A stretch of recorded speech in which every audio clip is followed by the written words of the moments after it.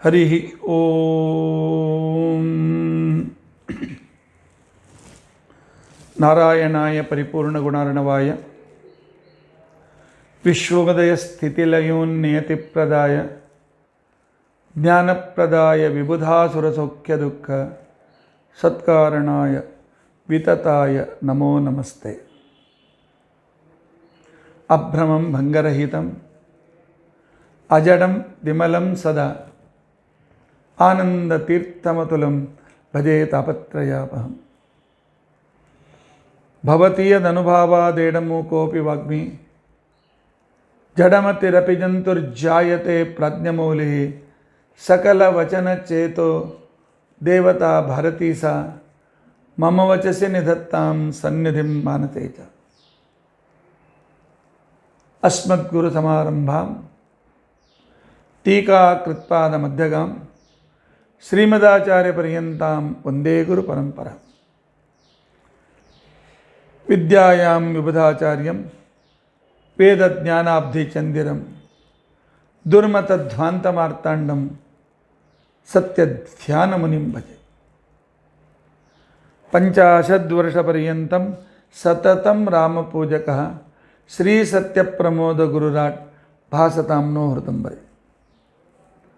ಬಂಧುಸ್ತ್ವಂ ಗುರುರಿಷ್ಟದೈವತಮಿತಿ ತ್ವತ್ಪಾದಪಂಕೈರುಹಂ ಪ್ರಾಪ್ತಂ ಮಾಂ ಪರಿಪಾಲಯೇತಿ ಸತತಂ ಯಾಚೇ ನಿಬದ್ಧಾಂಜಲಿಃ. ಚಿತ್ತಂ ಮದ್ಗುಣದೋಷಚಿಂತನವಿಧೌ ನೂನಂ ಮನಾಂಗ್ಮಾ ಕೃತಾಃ ಶ್ರೀ ಸತ್ಯಾತ್ಮಗುರೋ ತ್ವದಂಘ್ರಿಯುಗಲಂ ಹಿತ್ವಾ ನಮೇ ಸದ್ಗತಿಃ. ಯೈರಹಂ ಶುಕವತ್ಸಮ್ಯಕ್ ಶಿಕ್ಷಿತೋಸ್ಮಿ ಕೃಪಾಲಭೇ ತಾನ್ ವಂದೇ ಧೇನುಪಾಚಾರ್ಯಾನ್ ತತ್ವಜ್ಞಾನಾರ್ಥಸಿದ್ಧಯೇ. ಶ್ರೀ ಗುರುಭ್ಯೋ ನಮಃ. ಹರಿ ಓಂ. ಹರಿ ಓಂ. ಹರಿ ಓಂ. ಶ್ರೀ ಗುರುಭ್ಯೋ ನಮಃ. ಮಹಾಸ್ವಾಮಿಗಳ ಆಜ್ಞಾನುಸಾರವಾಗಿ ಷೋಡಶ ಸಂಸ್ಕಾರಗಳ ಪ್ರವಚನ ಮಾಲಿಕೆಯಲ್ಲಿ ಇದು ನಾಲ್ಕನೆಯ ಗುಚ್ಛ ಅಥವಾ ಹೂವು, ನಾಲ್ಕನೇ ಪುಷ್ಪ. ಮೂರನೇ ಪುಷ್ಪದಲ್ಲಿ ನಾವು ಗರ್ಭಾಧಾನದಿಂದ ಪ್ರಾರಂಭ ಮಾಡಿಕೊಂಡು ಅನ್ನಪ್ರಾಶನದವರೆಗೂ ಆ ಸಂಸ್ಕಾರಗಳ ವಿಶಿಷ್ಟತೆಗಳನ್ನು ನಾವು ಚಿಂತನೆ ಮಾಡಿದ್ದೇವೆ. ಇವತ್ತು ಚೌಲ, ಉಪನಯನ, ಆನಂತರ ವಿವಾಹ ಸಂಸ್ಕಾರದ ಬಗ್ಗೆ ಸಂಕ್ಷಿಪ್ತವಾಗಿ ಚಿಂತನೆ ಮಾಡೋದಕ್ಕೋಸ್ಕರ ಪ್ರಯತ್ನಿಸೋಣ. ಮೊದಲನೇ ವರ್ಷ ಅಥವಾ ಮೂರನೇ ವರ್ಷ, 5ನೇ ವರ್ಷ ಅಥವಾ ಉಪನಯನದ ಜೊತೆಯಲ್ಲಿ ಮಾಡಬೇಕಾಗಿರ್ತಕ್ಕಂಥ ಸಂಸ್ಕಾರ. ನಿಜವಾಗಿ ಮೊದಲೇ ವರ್ಷ ಮಾಡೋದು ಭಾಳ ಉತ್ತಮ. ಪ್ರಥಮ ಕೇಶಖಂಡನ ಅಂತ ತಿಳ್ಕೊಂಡು ಅಂಥೇಳಿ ಕೂದಲನ್ನು ತೆಗೆಸುವ ಕೆಲಸ ಮಾಡ್ತೇವೆ. ಅದು ಈ ಚೌಲಕರ್ಮದ ಅಂಗವಾಗೇ ಬರ್ತದೆ. ಅದರ ಪ್ರಥಮ ಕೇಶಖಂಡನ ಅಲ್ಲಿ ಚೌಲ ಸಂಸ್ಕಾರದ ವಿಶೇಷವಾದಂಥ ಕ್ರಮಗಳಿರೋದಿಲ್ಲ. ಯಾಕೆಂತಂದರೆ ಇನ್ನೂ ಮೆದುಳು ಗಟ್ಟಿ ಆಗಬೇಕಾಗಿರ್ತದೆ, ತಲೆ ಗಟ್ಟಿ ಆಗಬೇಕು. ಚೂಡ ಅಂತ ತಿಳ್ಕೊಂಡಂತಂದರೆ ಶಿಖ ಅಂತ ಅರ್ಥ. ಶಿಖೆಯನ್ನು ಬಿಟ್ಟು ಉಳಿದ ಕೂದಲುಗಳನ್ನು ತೆಗೆಯಿಸುವಿಕೆ ಅಂತ ತಿಳ್ಕೊಂಡಂತೇಳಿ.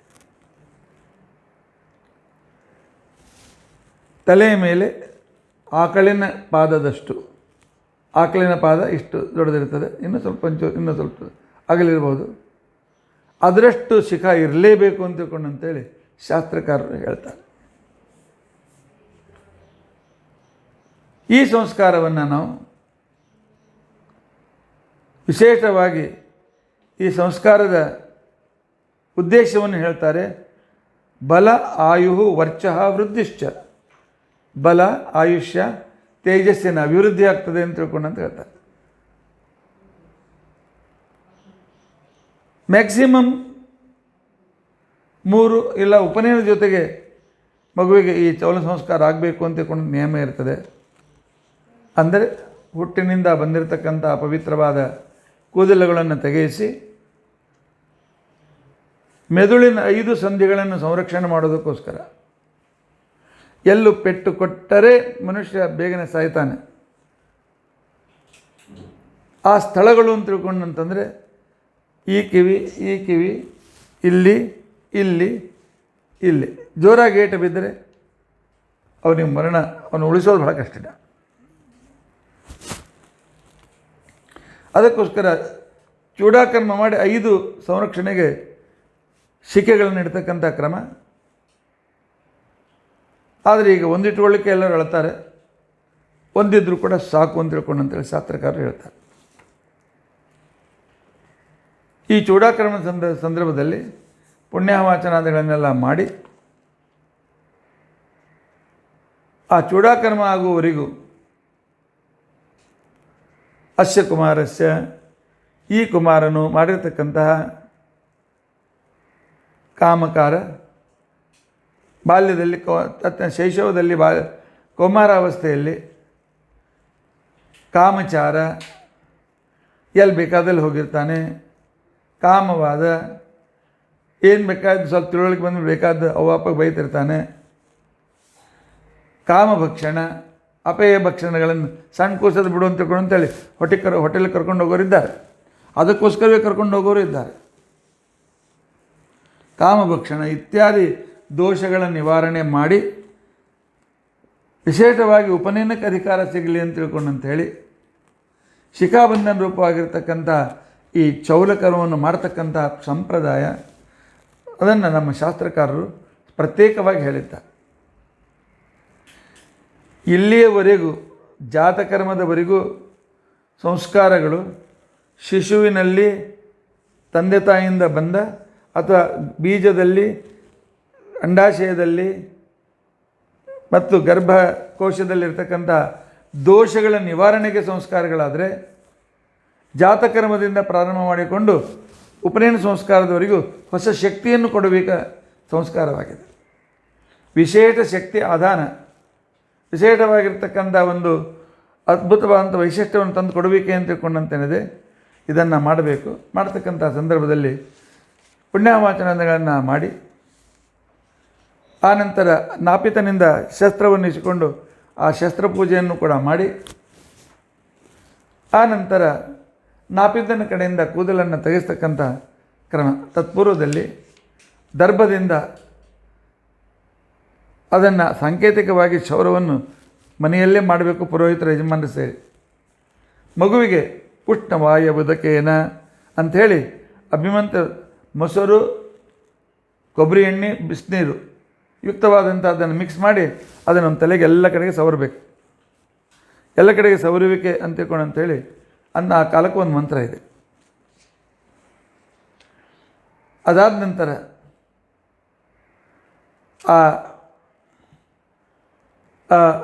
ಜೊತೆಯಲ್ಲಿ ಔಷಧಿ ಇಟ್ಕೊಂಡಿರ್ಬೇಕು. ಔಷಧಿಯಿಂದ ಜವೆ ಗೋಧಿ, ಅಕ್ಕಿ ಇತ್ಯಾದಿ ಔಷಧಿ ಇಟ್ಕೊಳ್ಬೇಕು. ಆ ಔಷಧಿ ದೇವತೆಗಳಿಗೆ ಪ್ರಾರ್ಥನೆ ಮಾಡಬೇಕು. ಔಷಧೇ ತ್ರಾಯ ಸ್ವಯನಂ, ಔಷಧಿಯೇ ಇವನನ್ನು ಸಂರಕ್ಷಣೆ ಮಾಡು.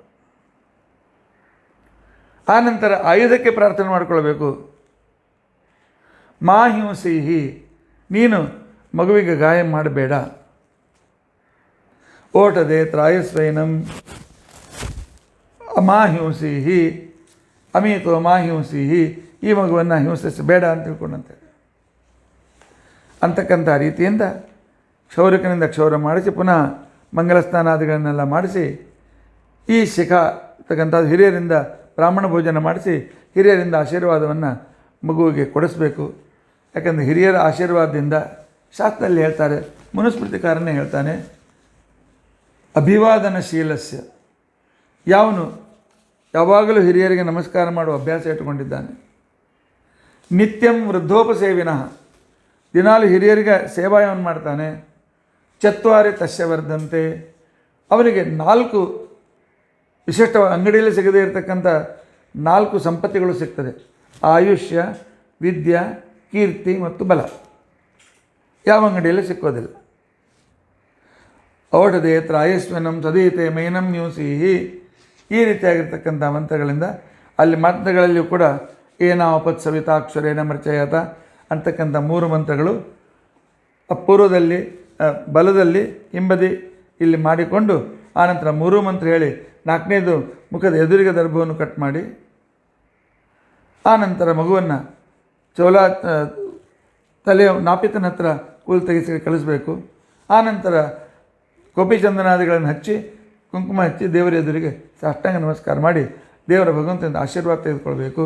ಇದಕ್ಕೆ ಚೌಲಕರ್ಮ ಅಂತ ತಿಳ್ಕೊಂಡಂತಾರೆ. ಈ ಚೌಲಕರ್ಮ ಮತ್ತು ಉಪನಯನ ಕರ್ಮದಲ್ಲಿ ಕೂದಲು ಪೂರ್ತಿ ತೆಗೆಸೋದು ಅನಿವಾರ್ಯ. ಕೂದಲು ಪೂರ್ತಿ ತೆಗೆಸೋದು ಅನಿವಾರ್ಯ ಯಾಕೆ? ಎಷ್ಟೋ ಜನ ಹೇಳ್ತಾರೆ, ಆಚಾರ್ಯ ನಮ್ಮ ಮಗ ಅಳ್ತಾನೆ,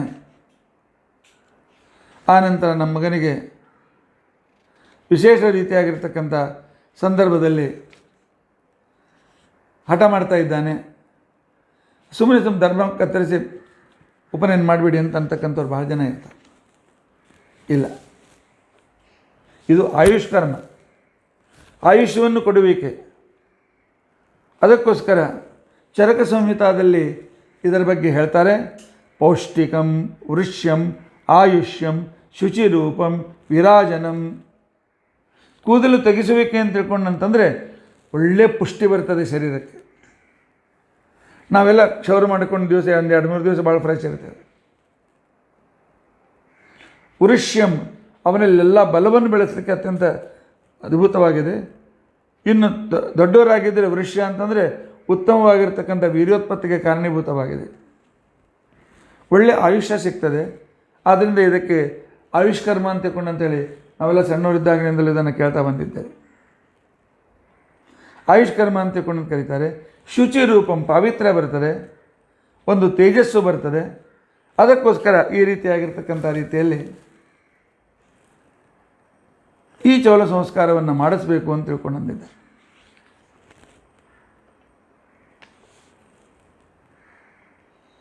ಮ್ಯಾಕ್ಸ್ ಮುಲ್ಲರ್ ತನ್ನ ಒಂದು ಗ್ರಂಥದಲ್ಲಿ ಹೇಳ್ತಾನೆ, ಕ್ಷೌರ ಮಾಡಿ ಸುಖ ಬಿಡೋದರಿಂದಾಗಿ ಆ ಮನುಷ್ಯ ಬಹಳ ಬುದ್ಧಿವಂತನಾಗ್ತಾನೆ. ವಿಶೇಷವಾಗಿ ತಾರ್ಕಿಕ ವಿಚಾರವುಳ್ಳವನು ಸೈಂಟಿಸ್ಟ್ ಆಗ್ತಾನೆ, ಸಂಶೋಧಕನಾಗ್ತಾನೆ, ರಿಸರ್ಚರ್ ಆಗ್ತಾನೆ. ಅದಕ್ಕೋಸ್ಕರವೇ ಅನೇಕ ರಿಸರ್ಚ್ ಮಾಡ್ತಕ್ಕಂಥವರು, ಆನಂತರ ಸದಾ ಚಿಂತನೆಯಲ್ಲಿ ತೊಡಗಿರ್ತಕ್ಕಂಥವರ ಈ ಕೂದಲು ಹಾರಿ ಹೋಗಿದ್ದು ನೀವೇ ನೋಡ್ತೀರಿ, ಬಾಲ್ಡಾಗಿರ್ತಾರೆ. ಯಾಕೆ? ಆ ತಲೆಗೆ ಸೂರ್ಯನಿಂದ ಬರ್ತಕ್ಕಂಥ ಆ ಶಕ್ತಿ ಆ ತಲೆ ಸ್ವೀಕಾರ ಮಾಡಬೇಕು. ಅದಕ್ಕೋಸ್ಕರ ಈ ರೀತಿಯಾಗೋದನ್ನು ಇಟ್ಟಿರ್ತಾರೆ. ಈ ಮಾತನ್ನು ಸರ್ ಚಾರ್ಲ್ಸ್ ಲೂಕ್ ಅಂತಕ್ಕಂಥ ವಿಜ್ಞಾನಿಯು ಕೂಡ ಅವನು ಹೇಳಿದ್ದಾನೆ, ಶಿಖಾ ಇಟ್ಕೊಂಡಿರ್ತಕ್ಕಂಥವ್ರ ಬುದ್ಧಿ ಯಾವಾಗಲೂ ತೀಕ್ಷ್ಣ ಇರ್ತದೆ ಅಂಥೇಳಿ ನಾನು ಶಿಖಾ ಇಟ್ಕೊಳ್ತೇನೆ ಅಂತ ತಿಳ್ಕೊಂಡು ಅಂತೇಳಿ ಅದನ್ನು ಆ ಕಾಲದಲ್ಲಿ ಇಟ್ಟಿದ್ದಾರೆ. ಮತ್ತು 3ನೇದಾಗಿ ಬ್ರಹ್ಮರಂಧ್ರದಲ್ಲಿ ಮಸ್ತಕಾಭ್ಯಂತರೋಪಿಷ್ಟಾತ್ ಶುಶ್ರು ಸಂಹಿತ ಹೇಳ್ತಾರೆ. ಇಲ್ಲಿ ಶಿರಾಸಂಧಿ, ಮೆದುಳಿನ ಸಂಧಿ, 2 ಸಂಧಿ ಮುಖ್ಯವಾಗಿ 2 ಸೇರಿ ಒಂದಾಗಿರುತ್ತೆ, ಇಲ್ಲಿ 2 ಸೇರಿ ಒಂದಾಗಿರುತ್ತೆ. ಅವು 2 ಸೇರಿ ಒಂದಾಗ್ತಕ್ಕಂಥ ಸಂಧಿ ಸಮಯ ಈ ಜಾಗ ಸ್ವಲ್ಪ ಪೆಟ್ಟು ಬಿದ್ದರೂ ಮನುಷ್ಯ ಸತ್ತೋಗ್ತಾನೆ. ರೋಮಾವರ್ತೋಧಿಪತಿ ತಾತ್ರಾಪಿ ಸದ್ಯೋ ಮರಣಂ. ಆದ್ದರಿಂದಾಗಿ ಶಿಖಾ ಇಡಲೇಬೇಕು ಅಂತ ತಿಳ್ಕೊಂಡು ಅಂತೇಳಿ ಅಂದಿದ್ದಾರೆ. ಇಂಥ ಸಂದರ್ಭದಲ್ಲಿ ಈ ಚೌಡಾಕರ್ಮವನ್ನು ಮೊದಲು ಮಾಡಲಿಕ್ಕೆ ಆಗದೇ ಇದ್ದರೆ ಉಪನಯನ ಜೊತೆಯಲ್ಲಿ ತಪ್ಪದೇ ಮಾಡಬೇಕು, ಇಲ್ಲದ್ರೆ ಉಪನಯನದ ಅಧಿಕಾರ ಬರೋದಿಲ್ಲ. ಕ್ಷೌರ ಮಾಡಿಸಿಕೊಳ್ಳದೇ ಇದ್ದರೆ ಉಪನಯನೂ ಆಗೋದಿಲ್ಲ ಅಂತ ಹೇಳಿ ಈ ಚೌಲಕರ್ಮದ ಬಗ್ಗೆ ವಿವರಣೆ ಶಾಸ್ತ್ರಕಾರದಲ್ಲಿ ವಿಸ್ತಾರವಾಗಿ ತಿಳಿಸಿದ್ದಾರೆ. ಇದರ ನಂತರ ಬರ್ತಕ್ಕಂಥ ಮುಖ್ಯವಾದ ಸಂಸ್ಕಾರ ಉಪನಯನ ಸಂಸ್ಕಾರ. ನಮಗೆ ಯಾವ ನಕ್ಷತ್ರದಲ್ಲಿ ಹುಟ್ಟಬೇಕು, ಯಾವ ರಾಶಿಯಲ್ಲಿ ಹುಟ್ಟಬೇಕು, ವಿಶಿಷ್ಟ ನಕ್ಷತ್ರ ವಿಶಿಷ್ಟ ರಾಶಿಯಲ್ಲಿ ಇದ್ದರೆ ಅವನು ಬಹಳ ಭಾಗ್ಯವಂತನಾಗ್ತಾನೆ, ವಿದ್ಯಾವಂತನಾಗ್ತಾನೆ. ಅದು ನಮ್ಮ ಕೈಯಲ್ಲಿ ಇಲ್ಲಿದೆ. ದೇವರು ಯಾವಾಗ ವಾಯುದೇವರಿಗೆ ಪರಿಣಾಮ ಮಾಡಿ ಸ್ತುತಿ ವಾಯುದಿಂದ ಪ್ರನಾಗ ಹೊಟ್ಟೆಯಿಂದ ಹೊರಗೆ ಬರ್ತೇವೆ, ದೇವರಂತ ನಿಮ್ಗೆ ಇನ್ನೊಂದು ಚಾನ್ಸ್ ಕೊಡ್ತೇನೆ. ತ್ರೈವರ್ಣಿಕರಿಗೆ ಇನ್ನೊಮ್ಮೆ ಜನ್ಮ ತೆಗೆದುಕೊಳ್ಬೇಕು. ಒಳ್ಳೆ ಮುಹೂರ್ತದಲ್ಲಿ, ಒಳ್ಳೆ ಜ್ಯೋತಿಷ್ಕರನ್ನ ಆರಿಸಿ ಯಾವ ಮುಹೂರ್ತದಲ್ಲಿ ಉಪನಯನವಾದರೆ ಆ ವ್ಯಕ್ತಿ ವಿದ್ಯಾವಂತನು, ಬುದ್ಧಿವಂತನು, ಆ ನಂತರ ಒಳ್ಳೆಯ ಸದ್ಗುಣಿಯು ಭಗವದ್ಭಕ್ತನಾಗ್ತಾನೆ.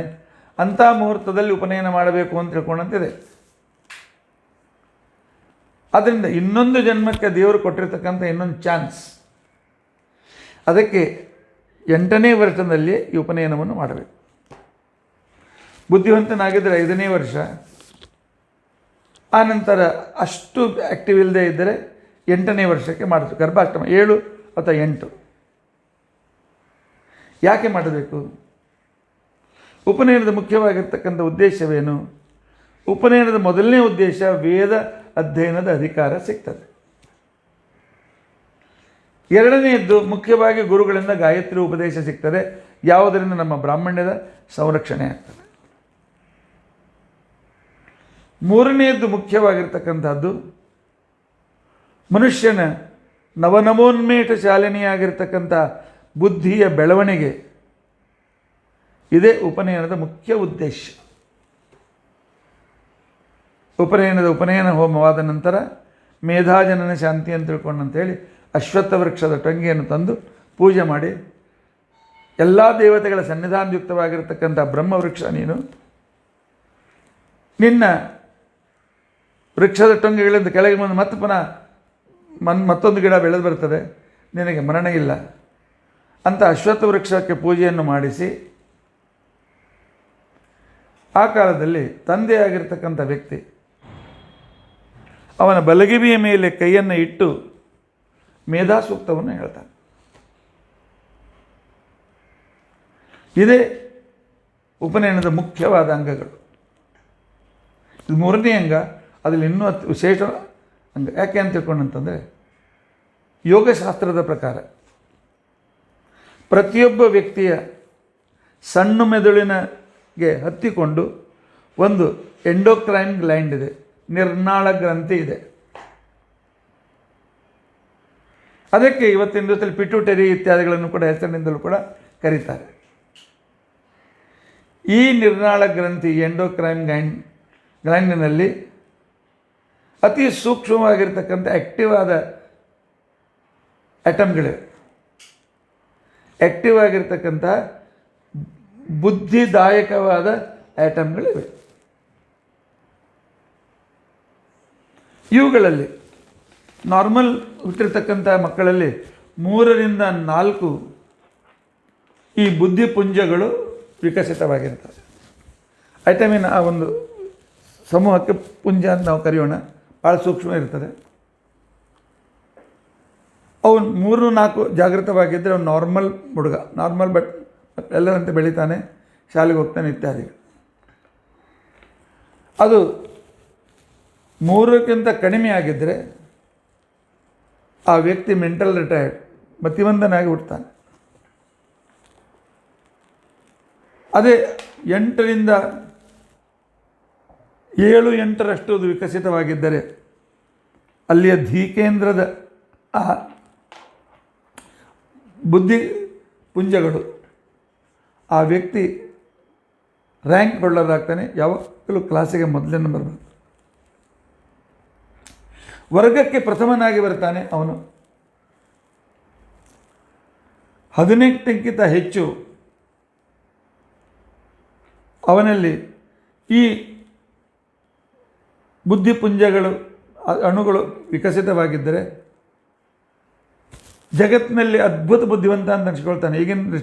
ಈಗಿನ ಕಾಲದ ಪ್ರಕಾರ ಹೇಳಬೇಕಾಗಿದ್ದರೆ ನೊಬೆಲ್ ಪ್ರೈಸ್ ವಿಜೇತನಾಗ್ತಾನೆ. ನಮ್ಮ ಪ್ರಕಾರ ಹೇಳಬೇಕಾಗಿದ್ದರೆ 4 ವೇದಗಳಲ್ಲಿ, 6 ಶಾಸ್ತ್ರಗಳಲ್ಲಿ, ಆನಂತರ 6 ವೇದಾಂಗಗಳಲ್ಲಿ, 6 ಶಾಸ್ತ್ರಗಳಲ್ಲಿ, ಷಡ್ದರ್ಶನಗಳಲ್ಲಿ, ಆದ ನಂತರ 18 ಪುರಾಣಗಳು, ಭಾಗವತ ಇತ್ಯಾದಿಗಳ ಎಲ್ಲರಲ್ಲಿಯೂ ಕೂಡ ಅವನು ವಿಶೇಷವಾದ ರೀತಿಯಲ್ಲಿ ಪರಿಣತಿಯನ್ನು ಪಡಿತಾನೆ. ಅದಕ್ಕೋಸ್ಕರವೇ ಉಪನಯನವಾದ ಕ್ಷಣಕ್ಕೇನೆ ತಂದೆ ಗುರುಗಳ ಹತ್ರ ಕೊಟ್ಟ. ಗುರುಗಳು ಹೇಳ್ತಾರೆ, ನೋಡು 4 ವೇದ ಓದಬೇಕು, ಆನಂತರ 6 ವೇದಾಂಗಗಳನ್ನು ಓದಬೇಕು, ಆನಂತರ 6 ವಿಶೇಷವಾಗಿರ್ತಕ್ಕಂಥ ದರ್ಶನಗಳನ್ನು ಅಭ್ಯಾಸ ಮಾಡಬೇಕು, ವೇದಾಂತ ಓದಬೇಕು, ಭಾಗವತಾದಿ ಪುರಾಣ ಓದಬೇಕು ಅಂತ ತಿಳ್ಕೊಂಡಂತ ಹೇಳ್ತಾರೆ. ಈಗಿನ ಮಕ್ಕಳು ಕೇಳ್ತಾರೆ, ಅಲ್ಲೇ ಮರೆತು ಬಿಡ್ತಾರೆ.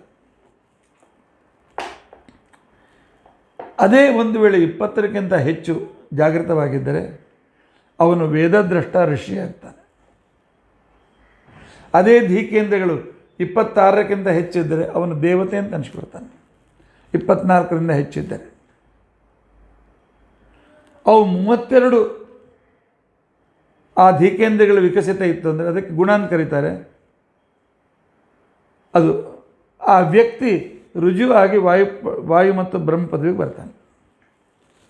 ಅದಕ್ಕೆ ದ್ವಾತ್ರಿಂಶ ಲಕ್ಷಣೋಪೇತ ಅಂತ ತಿಳ್ಕೊಂಡು ಅಂತೇಳಿ ಹೇಳ್ತಕ್ಕಂಥ ಕ್ರಮ ನಮ್ಮಲ್ಲಿ ಬಂದಿದೆ. ಆದ್ದರಿಂದಾಗಿ ಆದರೆ ಈ ಧೀಕೇಂದ್ರ 8ನೇ ವಯಸ್ಸಿನಿಂದ ಹಿಡಿದುಕೊಂಡು 14ನೇ ವಯಸ್ಸಿನ ಒಳಗಾಗಿ 5ನೇ ವಯಸ್ಸಿನ ಚೆನ್ನಾಗಿ ಬೆಳೀತದೆ, 8ನೇ ವಯಸ್ಸು ಬೇಗ ಬೇಗ ಬೆಳೀತಕ್ಕಂಥ ಕ್ರಮದಲ್ಲಿರ್ತದೆ. ವಿಳಂಬ ನೀವು ಹೆಚ್ಚು ಮಾಡ್ತೀರಿ, ಅದರ ಬೆಳವಣಿಗೆ ಬಹಳ ಸ್ಲೋ ಆಗ್ತದೆ. ಮಕ್ಕಳ ವಿಳಂಬ, ಮಗಳು ಫಾರಿನ್ನಲ್ಲಿದ್ದಾಳೆ, ಸೋದರ ಮಾವ ಮತ್ತೊಂದು ಊರಿನಲ್ಲಿದ್ದಾನೆ, ಅವ್ರು ಬರಲಿ ಇವ್ರು ಬರಲಿ ಅಂತೇಳಿ ಪೋಸ್ಟ್ಪೋನ್ ಮಾಡ್ಬೋದು ಉಪನಯನವನ್ನು. 8ನೇ ವರ್ಷದ ನಂತರ ಅಂದರೆ ಗರ್ಭಾಷ್ಟಮದಲ್ಲಿ 7 ವರ್ಷ ಮುಗಿದ ನಂತರ 8ನೇ ವರ್ಷದ ಮೊದಲನೇ ದಿವಸದಿಂದ ನಿಮಗೆ ಅವನು ಸಂಧ್ಯಾವಂದನೆ ಬಿಡಿಸಿದ ಬ್ರಹ್ಮಹತ್ಯಾ ದೋಷ ತಂದೆ ತಾಯಿಗೆ ಬರ್ತಾರೆ. ಆ ವಯಸ್ಸಿನಲ್ಲಿ ಗುರುಬಲಾದಿಗಳನ್ನು ಕೂಡ ನೋಡುವ ಅವಶ್ಯಕತೆ ಇಲ್ಲ, ಉಪನಯನ ಮಾಡಲೇಬೇಕು. ಉಪನಯನ ಅಂತ ತಿಳ್ಕೊಂಡಂತಂದರೆ ಗುರುಗಳ ಹತ್ತಿರ ಸಮೀಪನ ಕರೆದುಕೊಂಡು ಹೋಗಿ ಕೊಡಬೇಕು. 8ನೇ ವಯಸ್ಸಿನಿಂದ ಆರಂಭ ಮಾಡಿಕೊಂಡು ಅವನ ಮೆದುಳಿನ ಬೆಳವಣಿಗೆ ಆಗ್ತಾ ಇರ್ತದೆ. ಗುರುಗಳ ಒಂದು ವಿಶೇಷವಾಗಿರ್ತಕ್ಕಂಥ ಅವರ ಛತ್ರಛಾಯೆಯಲ್ಲಿ ಬೆಳೀತಾ ಇದ್ದರೆ ಅನೇಕ ಒಳ್ಳೆಯ ಮಾತುಗಳನ್ನು ಕೇಳಿ ಕೇಳಿ ಕೇಳಿ ಕೇಳಿ ಕೇಳಿ ಅವನಿಗೆ ಬುದ್ಧಿ ವಿಕಸಿತವಾಗ್ತಾ ಹೋಗ್ತದೆ. ಗುರುಕುಲದಲ್ಲಿರುವ ಭಾಗ್ಯ ಸಿಕ್ಕರೆ ಅನೇಕ ಜನ್ಮದ ಪುಣ್ಯದಿಂದ ಸಿಗ್ತದೆ. ಆದರೆ ಅದನ್ನು ಉಪಯೋಗ ಮಾಡಿಕೊಳ್ಳೋರು ಬೇಕು. ಇಲ್ಲದೆ ಗುರುಕುಲದಲ್ಲಿ ಬೆಳೆದು ತಪ್ಪು ದಾರಿಗೆ ಹೋಗ್ತಕ್ಕಂಥವ್ರು ಬೇಕಾದ ಜನ ಇದ್ದಾರೆ. ಆದರೆ ಗುರುಗಳ ಒಂದು ಕಟ್ಟುನಿಟ್ಟಿನಲ್ಲಿ ಬೆಳೆದ ವಿದ್ಯಾರ್ಥಿ ಡಿಸಿಪ್ಲಿನ್, ತನ್ನ ಜೀವನದಲ್ಲಿ ಒಂದು ಡಿಸಿಪ್ಲಿನ್ ಕಲಿತಾನೆ, ಒಂದು ವ್ಯವಸ್ಥೆಯನ್ನು ಕಲಿತಾನೆ. ಆ ಗುರುಗಳ ಹತ್ರ ಕರೆದುಕೊಂಡು ಹೋದಾಗ ಗುರುಗಳೇನು ಮಾಡ್ತಾರೆ ಅಂತ ತಿಳ್ಕೊಂಡಂತಂದರೆ ಅವನ ಮೇಲೆ ತನ್ನ ಹತ್ತಿರ ಅವನನ್ನು ಕರೆದುಕೊಂಡು ಬರ್ತಾರೆ. ಕರೆದುಕೊಂಡು ಬಂದು ಅವನ ಭುಜದ ಮೇಲೆ ಒಂದು ಕೈ ಇಡ್ತಾರೆ, ಅವನ ಎದೆ ಮೇಲೆ ಒಂದು ಕೈ ಇಡ್ತಾರೆ. ಕೈ ಇಟ್ಟು ಅವರ ಮೇಲೆ ಹೊದಿಕೆಯನ್ನು ಹಾಕ್ತಾರೆ. ಆ ಹೊದಿಕೆಯೇ ಗರ್ಭಾಶಯ. ಈ ಗುರುಗಳ ಗರ್ಭಾಶಯ ಅದು. ಅವನು ಅದರಲ್ಲಿ ಆಗ ಗುರುಗಳು ಅವನಿಗೆ ಶಿಷ್ಯ ಅಂತ ತಿಳ್ಕೊಂಡಂತೆ ಎದೆ ಮೇಲೆ ಕೈ ಇಟ್ಟು ಮಮ ಚಿತ್ತಂ ತವ ಚಿತ್ತಂತೆ ಅಸ್ತು, ನನ್ನ ಮನಸ್ಸು, ನನ್ನ ಬುದ್ಧಿ, ನನ್ನ ವಿದ್ಯೆ ಎಲ್ಲವನ್ನು ನಿನಗೆ ಬರುವಂತೆ ಮಾಡ್ತೇನೆ. ಯೋಗಶಾಸ್ತ್ರದಲ್ಲಿ ಇದಕ್ಕೆ ಶಕ್ತಿಪಾತ ಅಂತ ಕರೀತಾರೆ. ನಿನಗೆ ಬರುವಂತೆ ಮಾಡ್ತೇನೆ ಅಂತ ತಿಳ್ಕೊಂಡಂತೇಳಿ ಸಮರ್ಪಣೆಯನ್ನು ಮಾಡಿ ಆನಂತರ ಅವನಿಗೆ ಯಜ್ಞೋಪವೀತವನ್ನು ಹಾಕ್ತಾರೆ. ಯಜ್ಞೋಪವೀತ ಅಂತ ತಿಳ್ಕೊಂಡಂತಂದರೆ ದೇವತೆಗಳು ನಮ್ಮನ್ನು ಪೋಷಣೆ ಮಾಡಿ, ನಮಗೆ ದೇವತೆಗಳು ತ್ವಮೇವ ಮಾತಾಚ ಪಿತಾ ತ್ವಮೇವ, ದೇವತೆ ಅಂತಕ್ಕಂಥ ತಾಯಿಯ ಹೊಕ್ಕಳ ಬಳ್ಳಿಯೇ ಈ ಯಜ್ಞೋಪವೀತ. ಏನು ವಿಚಿತ್ರ, ಅವರ ಹೊಕ್ಕಳದಿಂದ ಬಂದೇನಲ್ಲ. ಇದರಲ್ಲಿ 9 ದೇವತೆಗಳು, 4 ವೇದಾಭಿಮಾನ ದೇವತೆಗಳು, ನಾರಾಯಣ, ವಾಸುದೇವ, ಸಂಕೃಷ್ಣ, ಪ್ರದ್ಯುಮ್ನ, ಅನಿರುದ್ಧರು, ಇಷ್ಟು ದೇವತೆಗಳಿದ್ದಾರೆ. ಈ ದೇವತೆಗಳೆಲ್ಲರೂ ನಮ್ಮ ತಂದೆ ತಾಯಿಗಳು. ಇವರ ತಂದೆ ತಾಯಿಗಳಿಂದಾಗಿ ಆ ಯಜ್ಞೋಪವೀತ ಅವರ ಹೊಕ್ಕಳ ಬಳ್ಳಿ ಅಂತ ಅನಿಸ್ಕೊಂಡು ಅವರಿಂದ ನಾವು ಪೋಷಣೆಯನ್ನು ಪಡೀತಾ ಇರ್ತೇವೆ. ಇದನ್ನು ಹೇಳ್ತೀರಿ ಅಂದರೆ ಹೌದು. ಉಪನಯನದ ಮಂತ್ರ ಏನಿದೆ? ಯಜ್ಞೋಪವೀತ ಮಂತ್ರ, ಯಜ್ಞೋಪವೀತಂ ಪರಮಂ ಪವಿತ್ರಂ. ಈ ಯಜ್ಞ ನಾಮಕ ಪರಮಾತ್ಮನಿಂದ ಸಹಿತವಾದಂಥ ಈ ಉಪವೀತ, ಯಜ್ಞ ಉಪವೀತ. ಉಪವೀತ ಅಂತಂದರೆ ಹಾಫ್ ಸರ್ಕಲ್, ಅರ್ಧವರ್ತುಲಾಕಾರವಾಗಿ ಹಾಕಿಕೊಳ್ತಕ್ಕಂಥ ಒಂದು ಅಭಿಮಂತ್ರಿತವಾಗಿರ್ತಕ್ಕಂಥ ಒಂದು ದಾರದ ವಸ್ತು. ಇದಕ್ಕೆ ಬ್ರಹ್ಮಸೃಜ ಅಂತ ತಿಳ್ಕೊಂಡಂತೇಳಿ ಕರೀತಾರೆ, ಅಮೃತಸೃಜ ಅಂತ ತಿಳ್ಕೊಂಡಂತೇಳಿ ಕರೀತಾರೆ. ಅಮೃತತ್ವವನ್ನು, ಜ್ಞಾನವನ್ನು ಕೊಡ್ತಕ್ಕಂಥ ಒಂದು ಮಾಲೆ ಇದು. ತಾಯಿಯ ಗರ್ಭದಲ್ಲಿದ್ದಾಗಲೂ ಕೂಡ ಮಗುವಿಗೆ ಹೊಕ್ಕಳದಿಂದ ಪ್ರಾರಂಭ ಮಾಡಿಕೊಂಡು ಆ ಬಳ್ಳಿ ಯಜ್ಞೋಪವೀತ ಹಾಗೆ ಹೀಗೆ ಎಡಭುಜ ಮೇಲಿಂದ ಬಂದು ಆನಂತರ ಇದರವರೆಗೂ ಬರ್ತಾ ಇರ್ತದೆ. ಆ ಗರ್ಭದ ನಾಳದ ಮಧ್ಯದಲ್ಲಿದ್ದ ಶಿಶು ಬೆಳೀತಾ ಇರ್ತದೆ. ಅದೇನಾದರೂ ಹೆಚ್ಚು ಕಡಿಮೆ ಆದರೆ ಮಗು ಸತ್ತು ಹೋಗ್ತದೆ. ಆದ್ದರಿಂದ ಇದು ಯಜ್ಞ ಉಪವೀತ, ಇದೇನು ಪರಮಂ ಪವಿತ್ರಂ, ಅತೀ ಪವಿತ್ರವಾದದ್ದು. ಎಲೆ ಪುತ್ರನೇ ಅಥವಾ ಎಲೆ ಶಿಷ್ಯನೇ, ಇದನ್ನು ಪ್ರಜಾಪತೇ ಯತ್ ಪ್ರಥಮಂ ಪುರಸ್ತಾತ್, ನಿನ್ನ ಜನ್ಮದ ಕಾಲದಲ್ಲಿ ನಿನ್ನ ತಾಯಿ ಹೊಕ್ಕಳಬಳ್ಳಿ ಅಂತ ತಿಳ್ಕೊಂಡು ಹೇಳಿ ಅನ್ನುವ ಅಮೃತ ಈ ಯಜ್ಞೋಪವೀತವನ್ನು ನಿನಗೆ ಪ್ರಜಾಪತಿ ಕೊಟ್ಟಿದ್ದ. ಪ್ರಜಾಪತಿ ರೂಪದಿಂದ ಪರಮಾತ್ಮ, ಯಾಕೆ ಗರ್ಭಧಾರಣೆ ಜನನಾದಿಗಳಿಗೆ ಗರ್ಭ ರಕ್ಷಣೆಗೆ ಪ್ರಜಾಪತಿ ಮಹತ್ವಪೂರ್ಣವಾದಂಥ ವ್ಯಕ್ತಿ. ಈಗ ನಿನ್ನ ಬೃಹಸ್ಪತಿಯನ್ನು ನಿನ್ನ ಹೃದಯದಲ್ಲಿ ಇಟ್ಟು ಯಜ್ಞೋಪವೀತದಲ್ಲಿ ನಾನು ಅವನು ಬರುವಂತೆ ಮಾಡ್ತೇನೆ. ಬೃಹಸ್ಪತಿ ತ್ವಾಂ ಅಭಿರಕ್ಷತು ಉಪನಯನ ಮಂತ್ರದಲ್ಲಿದೆ. ವೇದ ವಿದ್ಯೆಗಳನ್ನು ಕೊಡ್ತಕ್ಕಂಥ ದೇವಗುರು ಬೃಹಸ್ಪತಿ, ಅಲ್ಲಿರ್ತಕ್ಕಂಥ ಬ್ರಹ್ಮಣಸ್ಪತಿ ಅಂತ ಅನ್ಸ್ಕೊಂಡಿರ್ತಕ್ಕಂಥ ಅನಂತಗುಣ ಪರಿಪೂರ್ಣನಾದಂಥ ಪರಮಾತ್ಮನ ನಿನಗೆ ಸಕಲ ವಿದ್ಯೆಗಳನ್ನು ಕೊಡಲಿ ಅಂತ ತಿಳ್ಕೊಂಡಂತೇಳಿ ಏನು ಹೊಕ್ಕಳಬಳ್ಳಿಯ ಇನ್ನೊಂದು ಸಂಕೇತವಿದೆ. ಇದು 2ನೇ ಜನ್ಮ ಅಲ್ಲ, ನಿನಗೂ ಹೊಕ್ಕಳಬಳ್ಳಿ ಜಾವಕಾರ ಒಳ್ಳೆ ಅಲ್ಲ, ಇದನ್ನು ನಿನಗೋಸ್ಕರ ಹಾಕ್ತೇನೆ ಅಂತ ತಿಳ್ಕೊಂಡಂತೇಳಿ ಆ ಯಜ್ಞೋಪವೀತವನ್ನು ಹಾಕಿ, ಹಿಂದಿನ ಕಾಲದಲ್ಲಿ ಸಾಮವೇದದಲ್ಲಿ ಬರ್ತದೆ, ಹಿಂದಿನ ಕಾಲದಲ್ಲಿ ಗುರುಗಳನ್ನು ಶಿಷ್ಯನನ್ನು ಒಂದು ಕೋಣೆಯಲ್ಲೇ ಇಟ್ಬಿಡ್ತಿದ್ರು. ಗುರುಗಳು ಆ ಕೋಣೆ ಬಾಗಿಲು ಹಾಕ್ಕೊಂಡು ಬಿಡ್ತಿದ್ರು. ಹಾಕಿಕೊಂಡು ಆ ಮಗುವನ್ನು ತಮ್ಮ ತೊಡೆ ಹತ್ರ ಕೂಡಿಸ್ಕೊಂಡು, ಆನಂತರ ಅವನ ಎದೆ ಮೇಲೆ ಒಂದು ಕೈ, ಆನಂತರ ಅವನ ಹೆಗಲ ಮೇಲೆ ಅಥವಾ ತಲೆ ಮೇಲೆ ಒಂದು ಕೈಯನ್ನು ಇಟ್ಟು 3 ವರ್ಷವರೆಗೆ ಸತತವಾಗಿ ತಮ್ಮಲ್ಲಿದ್ದ ಎಲ್ಲ ಶಕ್ತಿಯನ್ನು ಅವನಿಗೆ ಟ್ರಾನ್ಸ್ಫರ್ ಮಾಡ್ತಿದ್ರಂತೆ. ಈಗೆಲ್ಲ ಸಂಕ್ಷೇಪ ಬಂದಿದೆ. ಆಗ ಗುರುಗಳ ತೇಜಸ್ಸನ್ನು ತೆಗೆದುಕೊಂಡ ಆ ತೇಜಸ್ವಿಯಾದ ಬ್ರಹ್ಮಚಾರಿಯನ್ನು ನೋಡುವುದಕ್ಕೋಸ್ಕರ ಎಲ್ಲ ದೇವತೆಗಳು ಬರ್ತಿದ್ರಂತೆ. ಗುರುಗಳ ಶಕ್ತಿಯನ್ನು ಪಡೆದ ತೇಜಸ್ವಿ ಎಂಥ ಅದ್ಭುತನಾಗಿದ್ದಾನೆ, ಇವನ ಶರೀರದಲ್ಲಿ ನಾವಿರಬೇಕು, ಅಂಥ ಅದ್ಭುತವಾಗಿರ್ತಕ್ಕಂಥದ್ದು ಇದು ಯಜ್ಞೋಪವೀತ. ಹೇಳಬೇಕಾದ್ರೆ ಒಂದು ಯಜ್ಞೋಪವೀತದ ಮೇಲೆ 12-3 ದಿವಸ ಹೇಳುವಷ್ಟು ವಿಷಯ ಇದೆ. ಇದರ ನಂತರ ಇರತಕ್ಕಂಥ ಮುಖ್ಯವಾದಂಥ ಭಾಗ ಗಾಯತ್ರಿ ಉಪದೇಶ.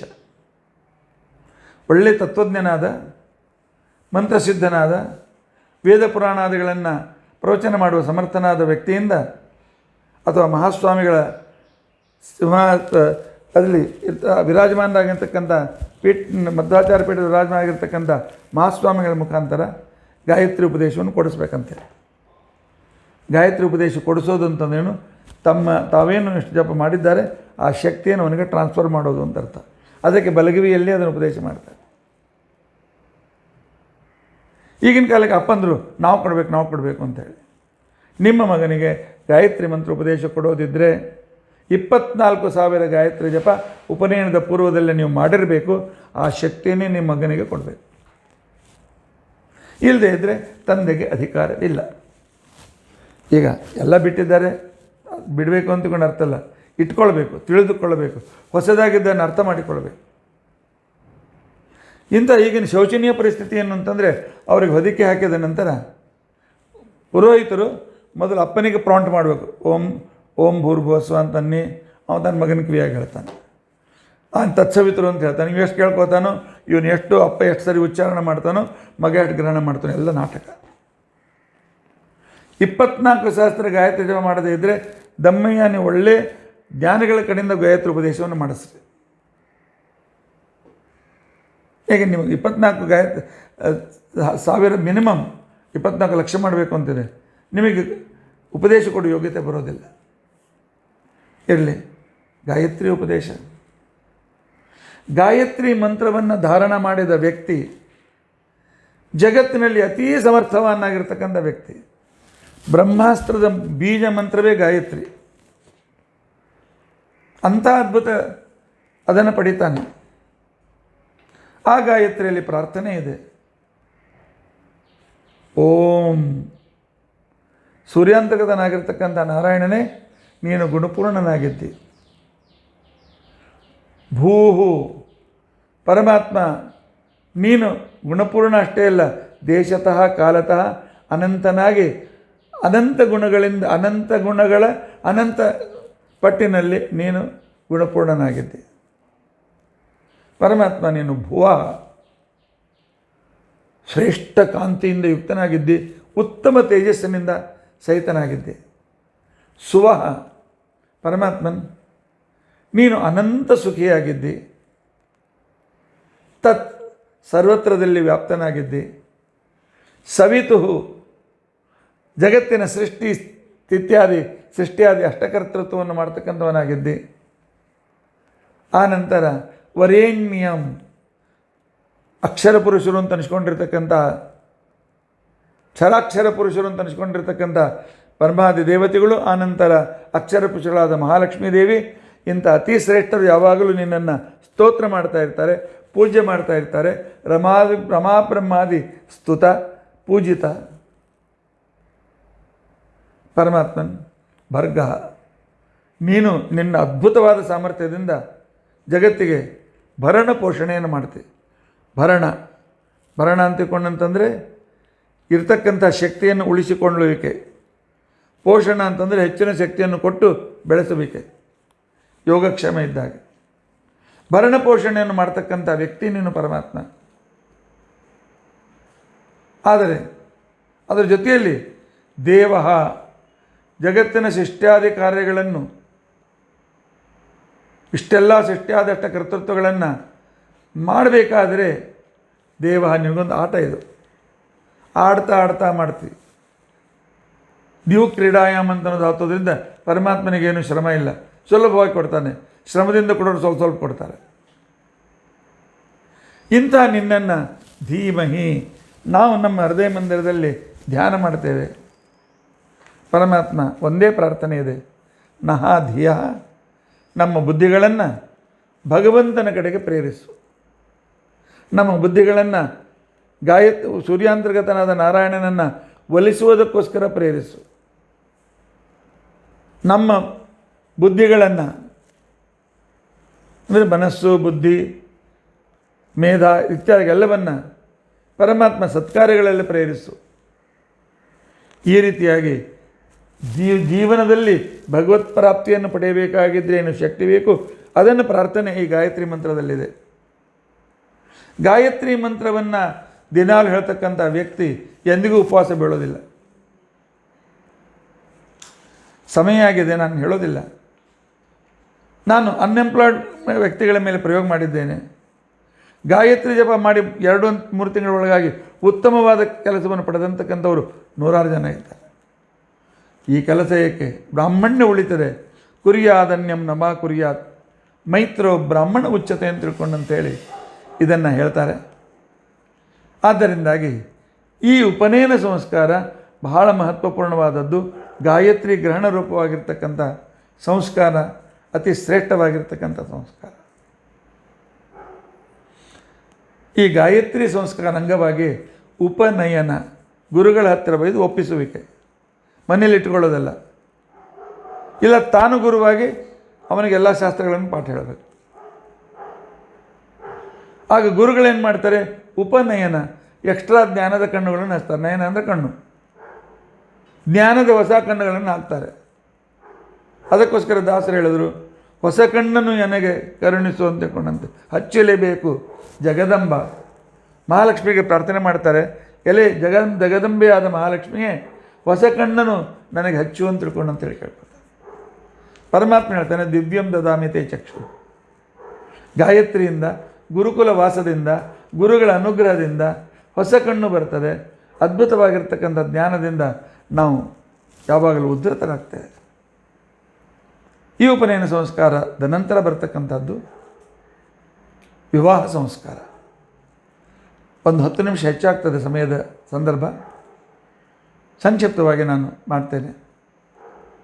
ವಿವಾಹದ ಸಂಸ್ಕಾರ ಅಂತಿಕೊಂಡಂತಂದರೆ, ಗುರುಕುಲದಲ್ಲಿ ತಾನು ಗುರುಗಳ ಹತ್ರ ಉಪನಯನ ಮಾಡಿಕೊಂಡು ಬಂದಾಗ ಅವರು ಅವನಿಗೆ ಉಪಕರ್ಮ ಮಾಡಿಸಿ ವೇದಗ್ರಹಣವನ್ನು ಮಾಡಿಸ್ತಾರೆ. ವೇದಗ್ರಹಣ ಸಂಸ್ಕಾರ ಮಾಡಿರ್ತಾರೆ. ಉಪನಿಷತ್ತು ಮತ್ತು ಶಾಸ್ತ್ರಗಳನ್ನು ಪಾಠ ಹೇಳುವಾಗ ಮಹಾನಾಮನಿ ವ್ರತ, ಉಪನಿಷತ್ ವ್ರತವನ್ನು ಮಾಡಿಸಿ 12 ವರ್ಷ ಎಲ್ಲ ವಿದ್ಯೆಗಳನ್ನು ಕಲಿತ ಮೇಲೆ ಅವನಿಗೆ ಗೃಹಸ್ಥಾಶ್ರಮಕ್ಕೆ ಸಂಬಂಧಿತವಾಗಿರ್ತಕ್ಕಂತಹ ಸಮಾವರ್ತನ ಸಂಸ್ಕಾರ, ಸಮ್ಯಕ್ ಆವರ್ತನ, ಹೊಸದಾಗಿ ನೀನು ಮತ್ತೆ ಪುನಃ ಎಲ್ಲ ಜ್ಞಾನವನ್ನು ರಿವಿಷನ್ ಮಾಡು ಅಂತ ತಿಳ್ಕೊಂಡು ಅಂತೇಳಿ ಇರತಕ್ಕಂಥ ಸಂಸ್ಕಾರ ಅದು. ಷೋಡು ಮುಂಜುವೆ ಅಂತ ತಿಳ್ಕೊಂಡು ಹೆಸರು ಬಂದಿದೆ, ಮುಂಜುವೆಯನ್ನು ಬಿಟ್ಬಿಡೋದು ಅಂಥೇಳಿ. ಅರ್ಥಕ್ಕೆ ಅರ್ಥವಿಲ್ಲದ ಮಾತು ಇರಲಿ, ಅದು ಷೋಡ ಮಂಜುವೆ ಅಲ್ಲ, ಅದು ಸಮಾವರ್ತನ. ಸಮ್ಯಕ್ ಆವರ್ತನ, ಪುನಃ ಗುರುಗಳ ರಕ್ಷಾ ಕವಚವನ್ನು ತೆಗೆದುಕೊಂಡು ಪುನಃ ಪುನಃ ತನ್ನ ವಿದ್ಯೆಯನ್ನು ಆವರ್ತನ ಮಾಡ್ತಾ ಗೃಹಸ್ಥಾಶ್ರಮಿಯಾಗಿ ವಿವಾಹವನ್ನು ಪಡೆದು ವಿಶೇಷವಾದ ಸನ್ಯಾಸಿಗಳು ಬ್ರಹ್ಮಚಾರಿಗಳ ಪೋಷಣೆ ರೂಪವಾದ ಸಮಾಜದ ಜವಾಬ್ದಾರಿಯನ್ನು ಸ್ವೀಕರಿಸು. ಇದಕ್ಕೆ ವಿವಾಹ ಅಂತ ಕೊಂಡಂತೆ ಸರ್. ವಿಶೇಷೇಣ ವಹತಿ ಇದು ವಿವಾಹ. ಉದ್ವಾಹ ಅಂತ ಇದಕ್ಕೆ ಇನ್ನೊಂದು ಹೆಸರು. ಉತ್ತಮವಾದ ಉನ್ನತಿಯನ್ನು ಪಡೆಯತಕ್ಕಂಥ ಪತ್ನಿಯ ಜೊತೆಯಲ್ಲಿ ಸೇರಿಕೊಂಡು ವೇಗವಾಗಿ ಉನ್ನತಿಯನ್ನು ಪಡೆಯತಕ್ಕಂಥ ಒಂದು ಸಂಸ್ಕಾರ, ಇದಕ್ಕೆ ವಿವಾಹ ಸಂಸ್ಕಾರ ಅಂತ ತಿಳ್ಕೊಂಡಂತೇಳಿ ಕರೀತಾರೆ. ಇಂಥ ವ್ಯಕ್ತಿ ತಾನು ಕನ್ಯಾರ್ಥಿಯಾಗಿ ಒಳ್ಳೆಯ ಕುಲದಲ್ಲಿ ಹುಟ್ಟಿದ, ಗುಣಶೀಲಗಳಿಂದ ಯುಕ್ತಳಾದ, ಕ್ರೀಡಾವತಿ ಕುಲವತಿ ನವರಣೀತ ಕನ್ಯಾ, ಲಜ್ಜೆ ಮೊದಲಾಗಿರ್ತಕ್ಕಂಥ ಸ್ವಾಭಾವಿಕ ಸಾತ್ವಿಕ ಗುಣಗಳಿಂದ ಯುಕ್ತಳಾಗಿರ್ತಕ್ಕಂಥ ಕನ್ಯೆಯ ಜೊತೆಗೆ ಪಾಣಿಗ್ರಹಣವನ್ನು ಮಾಡಿಕೊಂಡು ಅಗ್ನಿ ಸಾಕ್ಷಿಯಾಗಿ ಪಾಣಿಗ್ರಹಣ ಮಾಡಿ ಗೃಹಸ್ಥಾಶ್ರಮ ಧರ್ಮಗಳನ್ನು ಪರಿಪಾಲನೆ ಮಾಡ್ತಾ ಗೃಹಸ್ಥರನ್ನು ಬ್ರಹ್ಮಚಾರಿಗಳನ್ನು ಸನ್ಯಾಸಿಗಳನ್ನು ಸಂರಕ್ಷಣೆ ಮಾಡ್ತಾ ಅಗ್ನಿ ಪೂಜೆ ವೈಶ್ವದೇವಾದಿಗಳಿಂದ ಜಗತ್ತಿನ ಸೈನಿಕರನ್ನು ರಕ್ಷಣೆ ಮಾಡ್ತಾ ಬ್ರಹ್ಮಯಜ್ಞ, ಆನಂತರ ಸಂಧ್ಯಾವಂದನೆ, ದೇವರ ಪೂಜೆ, ಬ್ರಹ್ಮಯಜ್ಞ ಇತ್ಯಾದಿಗಳಿಂದ ಸಂಪೂರ್ಣ ಜಗತ್ತಿಗೆ ಪೋಷಕನಾಗಿ ಇರತಕ್ಕಂಥ ಆಶ್ರಮ ಇದು ವಿವಾಹಾಶ್ರಮ. ಆದರೆ ಇಂದಿನ ಯುವಕರು ಅರ್ಥ ಮಾಡಿಕೊಳ್ಳೋದಿಲ್ಲ. ಇದು ಹೆಣ್ಣುಮಕ್ಕಳಿಗೆ ಎರಡನೇ ಜನ್ಮ. ವಿವಾಹಂ ಸ್ತ್ರೀಣಾಂ ಉಪನಯನ ಸ್ಥಾನೀಯ ಅಂತಿಕೊಂಡು ಅಂತ ಹೇಳ್ತಾರೆ. ಇಷ್ಟರವರೆಗೆ ಅವಳಿಗೆ ಯಾವುದೇ ಸ್ವತಂತ್ರ ಧರ್ಮ ಮಾಡುವ ಅಧಿಕಾರ ಇರೋದಿಲ್ಲ. ಈಗ ಗಂಡನ ಜೊತೆಗೆ ತಾನೂ ಕೂಡ ಯಜ್ಞಯಾಗಾದಿಗಳಲ್ಲಿ ಭಾಗವಹಿಸಲಿಕ್ಕೆ, ಅವನ ಜೊತೆಯಲ್ಲಿ ಸತ್ಕರ್ಮಗಳಿಗೆ ಭಾಗವಹಿಸುವ ಅಧಿಕಾರ ಸಿಗ್ತದೆ. ಅವಳು ಹಾಕಿಕೊಳ್ತಕ್ಕಂಥ ಮಂಗಲಸೂತ್ರವೇ ಯಜ್ಞೋಪವೀತ. ಅದು ಸೂತ್ರವಾಗಿರಬೇಕು, ದಾರದಲ್ಲಿ ಪೊಣಸಿರಬೇಕು. ಇವತ್ತು ದಾರದಲ್ಲಿ ಪೊಣಸಿರೋದಿಲ್ಲ, ಬಂಗಾರದಲ್ಲಿ ಅದು ಆಭರಣ, ಅದು ಮಂಗಲಸೂತ್ರ ಅಲ್ಲ. ಇಂಥ 10 ಆಭರಣ ಹಾಕ್ಕೊಳ್ಳಿ, ಬೇಡ ಅಂತ ಅನ್ನೋದಿಲ್ಲ. ಆದರೆ ಮಂಗಲಸೂತ್ರದಲ್ಲಿ ದಾರದಲ್ಲಿಯೇ ಪೊಣಿಸಿದ ಇರತಕ್ಕಂಥ ಆ ದಾರವೂ ಕೂಡ ಪವಿತ್ರವಾಗಿರ್ತಕ್ಕಂಥ ದಾರ. ಮಾಂಗಲ್ಯ ತಂತುನ ಅನೇನ ಮಮ ಜೀವನ ಹೇತುನ, ಇದು ಮಂಗಲ ತಂತು. ನಮ್ಮ ಜೀವನದಲ್ಲಿ ಎಲ್ಲ ರೀತಿಯಾಗಿರ್ತಕ್ಕಂಥ ಸುಖ ಮಂಗಲಗಳನ್ನು ತಂದುಕೊಡ್ತಕ್ಕಂಥ ಸಾಕ್ಷಿಯಾದ ತಂತು ನಾನು. ಜಗಜ್ಜೀವನ ಹೇತುನ, ಜಗತ್ತಿಗೆ ನಮಗೂ ಜಗತ್ತಿಗೂ ಒಳ್ಳೆಯದಾಗಲಿ ಅಂತ ತಿಳ್ಕೊಂಡು ಅಂಥೇಳಿ ಸುಭಗೆ ಎಲೆ ಪವಿತ್ರಳಾಗಿರ್ತಕ್ಕಂಥ ಕನ್ಯೆ ನಿನ್ನ ಕೊರಳಲ್ಲಿ ನಾನು ಕಟ್ತೇನೆ. ಇವತ್ತು ಸುಭಗೆ ಪವಿತ್ರಳಾದ ಕನ್ಯೆ ಅಂತ ಅನ್ನೋದು ಸ್ವಲ್ಪ ಭಯ ಬರ್ತದೆ. ಕಾಲೇಜಿನಲ್ಲಿ ಅಲ್ಲಿ ಇಲ್ಲಿ ಎಷ್ಟು ಪವಿತ್ರಗಳಿರ್ತಾರೋ ಗೊತ್ತಿಲ್ಲ, ಆದರೆ ಇದ್ದವ್ರು ಬೇಕಾಷ್ಟು ಚೆನ್ನಾಗಿರ್ತಾರೆ. ಯಾರನ್ನು ನಾನು ನಿಂದೆ ಮಾಡುವ ಉದ್ದೇಶ ನಮಗಿಲ್ಲ. ಇಂಥ ಪವಿತ್ರಳಾಗಿರ್ತಕ್ಕಂಥ ನಿನ್ನನ್ನು ನಾನು ಮಂಗಲಸೂತ್ರವನ್ನು ಕೊಡ್ತೇನೆ. ಆ ವೇಳೆಯಲ್ಲಿ ಪ್ರಥಮ ನಿರೀಕ್ಷಣ ಅಂತ ತಿಳ್ಕೊಂಡು ಅಂತೇಳಿ ಅಂತಃಪಟದಲ್ಲಿ ಅನೇಕ ಋಷಿಗಳು ಮುನಿಗಳು ಆಶೀರ್ವಾದವನ್ನು ಮಾಡ್ತಾರೆ. ಅಕ್ಷತಾರೋಪಣ ಉತ್ತಮ ಮುಹೂರ್ತದಲ್ಲಿ ಆಗಬೇಕು. ಕರ್ತರಿ ಮೊದಲಾದ 40 ದೋಷಗಳಿಂದ ರಹಿತವಾದ ಆ ಮುಹೂರ್ತ ಇರಬೇಕದು. ಆ ಮುಹೂರ್ತಗಳಲ್ಲಿ ಎಲ್ಲ ಜ್ಞಾನಿಗಳು ಅಕ್ಷತಾರೋಪಣ ಮಾಡ್ತಾರೆ. ಉದ್ದೇಶ ಪರಮಾತ್ಮ ಲಕ್ಷ್ಮೀರ್ಯಶ್ಚ ಪರಿಗ್ರಹ ಕಮಲಭೂ, ಭಗವಂತ ನಿನ್ನನ್ನು ಸಂರಕ್ಷಣೆ ಮಾಡಲಿ. ಬ್ರಹ್ಮ ವಾಯು ಗಿರೀಟ ಸೇಠ ಗರುಡಾ, ಬ್ರಹ್ಮಾದಿ ದೇವತೆಗಳು ನಿನ್ನನ್ನು ಸಂರಕ್ಷಣೆ ಮಾಡಲಿ. ಗಂಗಾ ಸಿಂಧು ಸರಸ್ವತಿ ಚ, ನದಿ ಅಭಿಮಾನಿ ದೇವತೆಗಳು ನಿನ್ನನ್ನು ಸಂರಕ್ಷಣೆ ಮಾಡಲಿ. ಕುರುವಂತು ವಹಾಮಂಗಲಂ, ನಿಮಗೆ ಮಂಗಲವನ್ನು ಉಂಟು ಮಾಡಲಿ. ಆನಂತರ ಶ್ರೀಮೇರು ಹಿಮಮಾಶ್ಚ ಮಂದರಗಿರಿ, ಪರ್ವತಾಭಿಮಾನ ದೇವತೆಗಳು ನಿಮಗೆ ಮಂಗಲವನ್ನು ಉಂಟು ಮಾಡಲಿ. ಆನಂತರ ಮಾಂಧಾತಾದಿ ಜನರು ನಿಮಗೆ, ಮಾಂಧಾತಾದಿ ಚಕ್ರವರ್ತಿಗಳ ಆಶೀರ್ವಾದ ನಿಮಗೆ ಸಿಗಲಿ. ವಿಶ್ವಾಮಿತ್ರ ಪರಾಶರಾದಿ ಋಷಿಗಳ ಆಶೀರ್ವಾದ ಸಿಗಲಿ. ವೇದ ಉಪನಿಷತ್ ಅಭಿಮಾನಿಗಳಾಗಿರ್ತಕ್ಕಂಥವರ ಆಶೀರ್ವಾದ ಸಿಗಲಿ. ಆನಂತರ ಸೂರ್ಯ ಚಂದ್ರ ಇತ್ಯಾದಿ ಎಲ್ಲ ಗ್ರಹಗಳ ಆಶೀರ್ವಾದ ನಿಮಗೆ ಸಿಗಲಿ. ಕುಲದೇವತೆಗಳ ಆಶೀರ್ವಾದ ಸಿಗಲಿ ಅಂತ ತಿಳ್ಕೊಂಡು ಅಂತೇಳಿ ಆಶೀರ್ವಾದ ಮಾಡಿ ಅಕ್ಷತಾರೋಪಣ ಮಾಡಿದಾಗ ಆಗ ಇವರಿಬ್ಬರು ದೋಷಹೀನರಾಗ್ತಾರೆ. ಆಮೇಲೆ ಅಂತಃಪಟ ತೆಗೆದ ಮೇಲೆ ಪರಸ್ಪರ ನೋಡಬೇಕು. ಪರಸ್ಪರ ನೋಡುವಾಗ ಅವರಲ್ಲಿ ಇರ್ತಕ್ಕಂತಹ ದೋಷವನ್ನು ದೂರ ಮಾಡೋದಕ್ಕೋಸ್ಕರ ಅಭ್ರಾತ್ರಗ್ನಿಂ ಅಂತೇಳಿ ಮಂತ್ರವನ್ನು ಹೇಳ್ತಾ ಒಂದು ದರ್ಭದಿಂದ ಅವಳ ಬೈತಲೆಯಲ್ಲಿ ಅವಳಲ್ಲಿರತಕ್ಕಂಥ ಏನೇನು ವಿವಾಹಪೂರ್ವದ ದೋಷಗಳಿದೆ, ಇವಿಲ್ ಪವರ್ ಇದೆ, ಅವಳನ್ನು ದೂರ ಎಸೆತಾನೆ. ಇಂತಹ ಸಂದರ್ಭದಲ್ಲಿ ಎಸೆದ ನಂತರ ಆಗ ಪರಸ್ಪರರು ಅಕ್ಷತಾರೋಪಣ ಮಾಡುವಾಗ ಅನೇಕ ವೇದಗಳ ಖಂಡಗಳನ್ನು ರುಕ್ಷ್ವ ಇತ್ಯಾದಿ ಮಂಗಲಕರವಾದ ಗದ್ಯಗಳನ್ನು ಹೇಳ್ತಾರೆ. ಬ್ರಾಹ್ಮಣರು ಆಶೀರ್ವಾದವನ್ನು ಮಾಡ್ತಾರೆ. ಇದು ನಾಟಕವಾಗಬಾರದು, ಇದು ಸಾರ್ಥಕವಾಗಬೇಕು. ಉತ್ತಮ ಪುರೋಹಿತರು ವಧುವರಲ್ಲಿ ಶ್ರದ್ಧೆ ಇರಬೇಕು. ಇಬ್ಬರು ಪವಿತ್ರ ಆದಮೇಲೆ ನೋಡ್ಬೇಕು. ಎಲ್ಲರೂ ಒಬ್ಬಳ ದೃಷ್ಟಿ ಇನ್ನೊಬ್ಬನಿಗೆ ಬಿಟ್ಟು ಸಂಸಾರ ಒಡೆದು ಹೋಗ್ತದೆ. ಯಾಕಂದ್ರೆ ನಾವೇನು ಮಾಡ್ತೀವಿ, ಮದುವೆಗಿಂತ ಮೊದಲು ಈಗ ಎಲ್ಲರೂ ಜೊತೆಯಲ್ಲಿ ಕರ್ಕೊಂಡು ತಿರುಗಾಡ್ತಾ ಇರ್ತಾರೆ. ಎಲ್ಲ ಮದುವೆಗಿಂತ ಮೊದಲು ಆಮಂತ್ರಣ ಕೊಡಲಿಕ್ಕೆ ಅವರೇ ಇಬ್ಬರು ಜೊತೆಲಿ ಹೋಗ್ತಾ ಇರ್ತಾರೆ. ಮಹಾ ಮೂರ್ಖತನದ ಇದು. ಪ್ರಥಮ ನಿರೀಕ್ಷಣ ಇಬ್ಬರಲ್ಲಿ ಮೊದಲು ಕನ್ಯಾ ವೀಕ್ಷಣೆಯಲ್ಲಿ ಹೆಂಡತಿ ಅಂತ ನೋಡಿರೋದಿಲ್ಲ, ನೋಡೋಣ ಪ್ರಯತ್ನ ಇರ್ಬೋದು ಆಗ್ಬೋದು ಅಂಥೇಳಿ. ಆದರೆ ಈ ಪ್ರಥಮ ನಿರೀಕ್ಷಣ ಭಾಳ ಮಹತ್ವಪೂರ್ಣವಾಗಿದೆ. ಇದರ ನಂತರ ಮಾಂಗಲ್ಯ ಬಂಧನ, ಕನ್ಯಾದಾನದ ವೇಳೆಯಲ್ಲಿ ತಂದೆ ಕನ್ಯಾಪಿತ ವರನಲ್ಲಿ ಸಾಕ್ಷಾತ್ ನಾರಾಯಣನನ್ನು, ಕನ್ಯೆಯಲ್ಲಿ ಮಹಾಲಕ್ಷ್ಮಿಯನ್ನು ಅನುಸಂಧಾನ ಮಾಡಿ ಲಕ್ಷ್ಮೀನಾರಾಯಣರಂತೆ ಜಗತ್ತಿಗೆ ನೀವು ಮಂಗಲಕರರಾಗಿರಿ, ಪೋಷಕರಾಗಿರಿ ಅಂತ ತಿಳ್ಕೊಂಡಂಥೇಳಿ ಆ ಕಾಲದಲ್ಲಿ ಇವಳಲ್ಲಿ ಹುಟ್ಟುವ ಸಂತಾನಗಳಿಂದ, ಉತ್ತಮ ಸಂತಾನಗಳಿಂದ ನಮ್ಮ ಪಿತೃಗಳೆಲ್ಲರೂ ಪಿತೃಗಳಿಂದ ಮುಕ್ತರಾಗಿ ದ್ವಾದಶ ಅಪರಾನ್ ದ್ವಾದಶ ಪರಾಂಶ್ಚ ಪವಿತ್ರೀಕರ್ತು ಪೂರ್ವ ಮತ್ತು ನಂತರದ 12 24 ಕುಲಗಳನ್ನು ತಲೆಮಾರುಗಳನ್ನು ಉದ್ಧಾರ ಮಾಡೋದಕ್ಕೋಸ್ಕರ ಆ ನಂತರ ಭಗವಂತನ ಅನುಗ್ರಹ ನನ್ನ ಮೇಲೆ ಆಗಲಿ ಕನ್ಯಾದಾನದಿಂದ ಅಂಥೇಳಿ ಕನ್ಯಾದಾನವನ್ನು ಮಾಡ್ತಕ್ಕಂಥ ಇದೊಂದು ಕ್ರಮ. ಆದರೆ ಈ ಮಾತು ನೆನಪಿಟ್ಟುಕೊಳ್ಳಬೇಕು. ಇದು ಆದ ನಂತರ ಅಗ್ನಿಸಾಕ್ಷಿಯಾಗಿ ಇನ್ನೋಳು ಹೆಂಡತಿ ಆಗಿಲ್ಲ. ಅಗ್ನಿಸಾಕ್ಷಿಯಾಗಿ ಅವಳನ್ನು ಸ್ವೀಕಾರ ಮಾಡಬೇಕಾಗಿದೆ. ಯಾಕೆ ಅಗ್ನಿಸಾಕ್ಷಿಯಾಗಬೇಕು? ಹೌದು, ಈಗ ಅಗ್ನಿ ಅವಳ ಯಜಮಾನ. ಹುಟ್ಟಿದಾಗ ತಂದೆ ತಾಯಿಗಳು ಆ ಹೆಣ್ಮಗಳನ್ನ ಅಧಿಕಾರಿಗಳು, ಅವಳ ಸಂರಕ್ಷಣೆಯಲ್ಲಿ ಅವಳು ಇರ್ತಾಳೆ.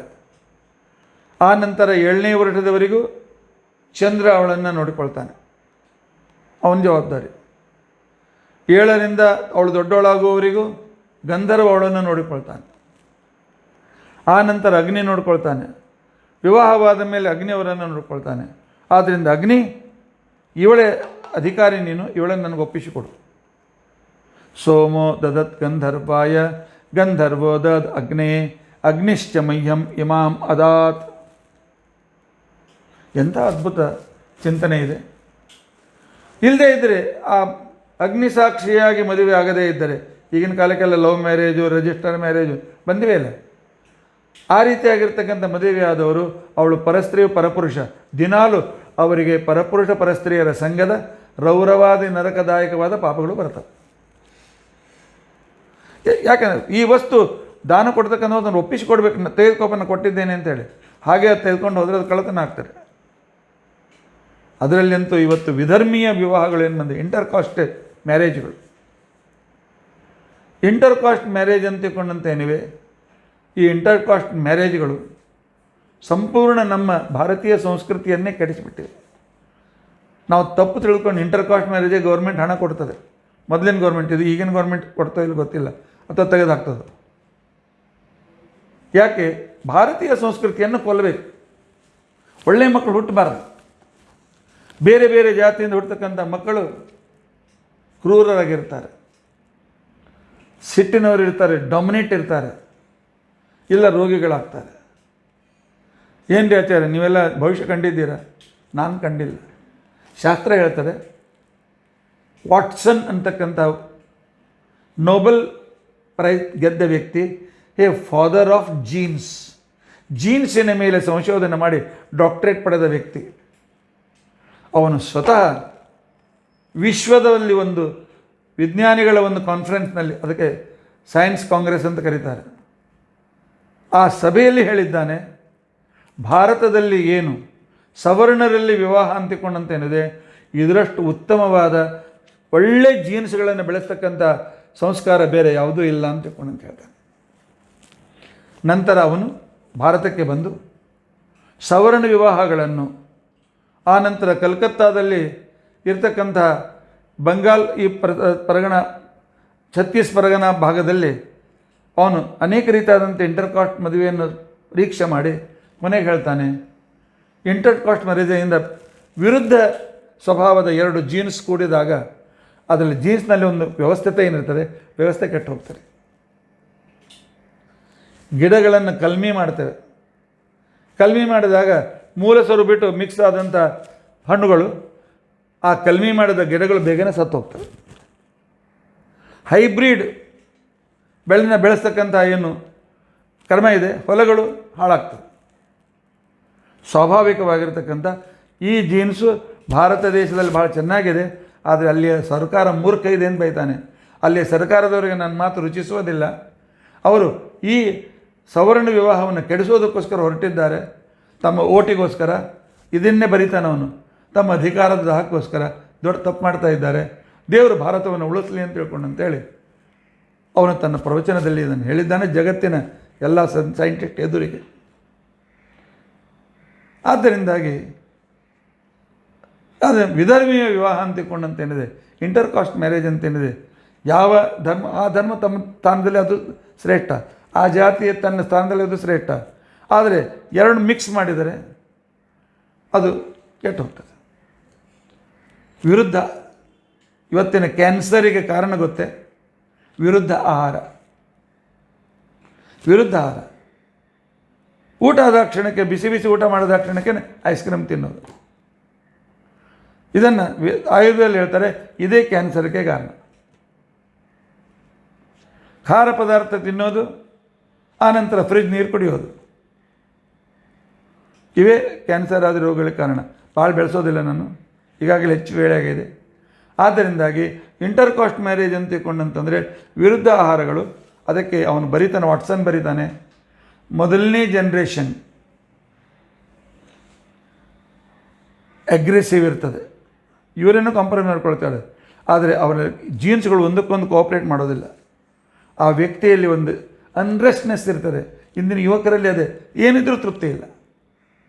ಸಿಟ್ಟು, ಸಣ್ಣ ಸಣ್ಣ ಮಾತಿಗೆ ಸಿಟ್ಟಿಗೆ ಬರಬೇಕೆ, ಏನು ಸಿಕ್ಕರೂ ತೃಪ್ತಿ ಇಲ್ಲ. ಇದು ಶುದ್ಧವಾಗಿರ್ತಕ್ಕಂಥ ತಳಿಯ ಇದು ಗುಣಧರ್ಮ ಅಲ್ಲ. ಅರ್ಥಾತ್ ಕೆಲವು ಪ್ರಾರಬ್ಧ ಕರ್ಮದಿಂದ ಶುದ್ಧವಾದ ತಳಿಯಲ್ಲಿ ಇರ್ತದೆ. ಎರಡನೇ ಜನ್ರೇಷನ್, ಇವರ ಮೊಮ್ಮಕ್ಕಳು ಜನ್ರೇಷನ್ನಲ್ಲಿ ಆವಾಗ ವಿಶಿಷ್ಟವಾದ ರೋಗಗಳು ಪ್ರಾರಂಭವಾಗ್ತದೆ. ಮೂರನೇ ಜನ್ರೇಷನ್ ಕ್ಯಾನ್ಸರ್, TB, ಏಡ್ಸ್, ಉಗುರು ಇಲ್ಲದಿರುವಿಕೆ, ಹುಟ್ಟ ಕೂದಲೇ ಇರಲಿಲ್ಲದೆ ಇರುವಿಕೆ, ಈ ರೀತಿಯಾಗಿರ್ತಕ್ಕಂಥ ಸಂತಾನಗಳು. ನಂತರದ 5ನೇ ಜನ್ರೇಷನ್ನಿಂದ ಮತಿಮಂದ ಮಕ್ಕಳು, ಮುಂದೆ ಮೆಂಟಲ್ ರಿಟೈರ್ಡ್ ಮಕ್ಕಳು ಈ ದೇಶದಲ್ಲಿ ಎಲ್ಲಿದೆ ಇಂಟರ್ ಕಾಸ್ಟ್ ಮ್ಯಾರೇಜ್ ಇದೆ ಅಂತಲ್ಲಿ ಹೆಚ್ಚು ಬೆಳೀತಾರೆ ಅಂತ ತಿಳ್ಕೊಂಡಂತ ಇರಲಿ. ಅಗ್ನಿ ಸಾಕ್ಷಿಯಾದ ವಿವಾಹ. ಆ ಸಂದರ್ಭದಲ್ಲಿ ಅದಕ್ಕಿಂತ ಮೊದಲು ಅಕ್ಷತಾರೋಪಣ. ಭಗೋ ಮೇ ಕಾಮಸ್ಸಮೃದ್ಧತಾಂ ಯಜ್ಞೋ ಮೇ ಕಾಮಸ್ಸಮೃದ್ಧತಾಂ. ಒಳ್ಳೆ ಸಂತಾನ, ಒಳ್ಳೆ ಕೀರ್ತಿ, ಒಳ್ಳೆ ರೀತಿಯಾಗಿರ್ತಕ್ಕಂಥ ಸಾಧನೆ, ಒಳ್ಳೆ ರೀತಿಯಾಗಿರ್ತಕ್ಕಂಥ ಧರ್ಮಾಚರಣೆ, ಒಳ್ಳೆ ರೀತಿಯಾಗಿರ್ತಕ್ಕಂಥ ಸಾಮರ್ಥ್ಯಗಳು ಇತ್ಯಾದಿಗಳು ಬರಲಿ ಅಂತೇಳಿ ಪರಸ್ಪರ ಕೇಳ್ಕೊಂಡು ಮಾಡ್ತಕ್ಕಂಥ ಸಂಸ್ಕಾರ ಅಕ್ಷತಾರೋಪಣ. ಅಗ್ನಿಯನ್ನು ಪ್ರದಕ್ಷಿಣೆ ಮಾಡ್ತಕ್ಕಂಥ ಸಂದರ್ಭದಲ್ಲಿ ಆ ಕಾಲದಲ್ಲಿ ಪಾಣಿಗ್ರಹಣ, ಗೃಭ್ಣಾಮೀತೆ ಸೌಭಗತ್ವಾಯ ಹಸ್ತಂ ಅಂತಿಕೊಂಡಂಥೇಳಿ, ಸೌಭಗತ್ವಾಯ ಒಳ್ಳೆ ಸುಂದರವಾದ ಭಾಗ್ಯವನ್ನು ಪಡೆಯೋದಕ್ಕೋಸ್ಕರ ಭಾಗ್ಯಾತ್ಮಿಕ ಮಹಾಲಕ್ಷ್ಮೀ ದೇವಿ ಅವಳ ಅನುಗ್ರಹದಿಂದ ಸಂಪತ್ತು, ಜ್ಞಾನ, ಭಕ್ತಿ, ವೈರಾಗ್ಯಗಳನ್ನು ಪಡೆಯೋದಕ್ಕೋಸ್ಕರ ನಾನು ನಿನ್ನ ಕೈಯನ್ನು ಹಿಡಿತೇನೆ. ಗೃಭ್ಣಾಮೀತೆ ಸೌಭಗತ್ವಾಯ ಹಸ್ತಂ ಅಂತಿಕೊಂಡಂತ ಹೇಳ್ತಾರೆ. ಆನಂತರ ಪ್ರದಕ್ಷಿಣೆ ಹಾಕುವಾಗ ಅಲ್ಲಿಯೂ ಕೂಡ ಅಗ್ನಿಗೆ ಪ್ರಾರ್ಥನೆ ಇದೆ. ಏನು ಅಂತ ತಿಳ್ಕೊಂಡಂತಂದರೆ ದ್ಯೌಸ್ತ್ವಂ ಭೂಮಿ ದ್ಯೌರಹಂ ಭೂಮಿಸ್ತ್ವಂ, ನಾನು ಆಕಾಶ ನೀನು ಭೂಮಿ, ನಾನು ಬೀಜ ಕೊಡ್ತೇನೆ ನೀನು ಬೆಳೆಸು.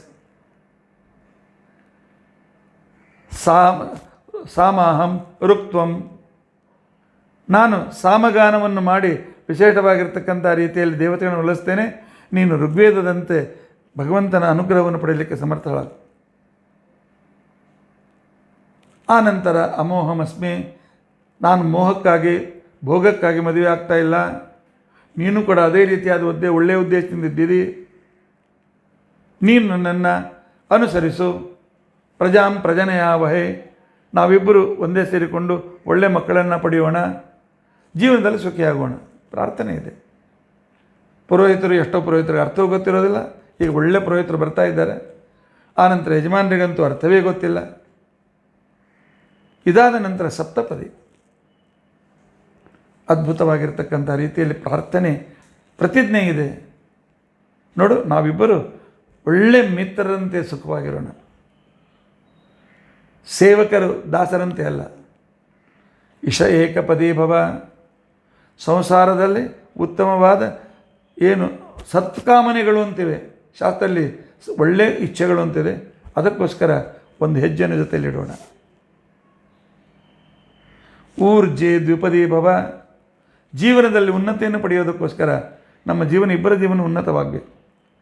ಅದಕ್ಕೋಸ್ಕರ ಎರಡನೇ ಹೆಜ್ಜೆಯನ್ನು ಜೊತೆಯಲ್ಲಿಡೋಣ. ರಾಯಸ್ಪೋಷಾಯ ತ್ರಿಪದಿ ಭವ, ಒಳ್ಳೆ ಉತ್ತಮವಾಗಿರ್ತಕ್ಕಂಥ ಸಂಪತ್ತಿ ನಮಗೆ ಸಿಗಲಿ, ದೈವಿ ಸಂಪತ್ತು ಸಿಗಲಿ, ಅದಕ್ಕೋಸ್ಕರ ಮೂರನೇ ಹೆಜ್ಜೆಯನ್ನು ಜೊತೆಯಲ್ಲಿಡೋಣ.